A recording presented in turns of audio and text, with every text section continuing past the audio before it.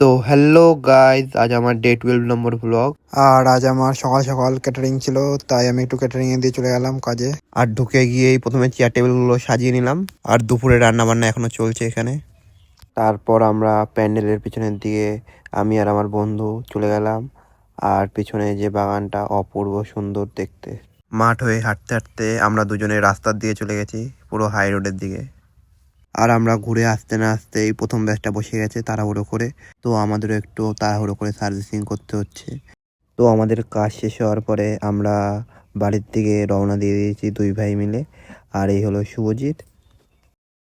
তো রাত্রেবেলা স্টেশনে বসতে না বসতে আমাদের টিম আর এসআরের দুটো মেম্বার চলে আসলো, আর ওদের সাথে আমি একটু হাইফাই করে নিলাম। ভিডিওটা ভালো লাগলে লাইক কমেন্ট আর শেয়ার করে দিও। আর নেক্সট ডে নতুন ভিডিও নিয়ে আসবো আবার।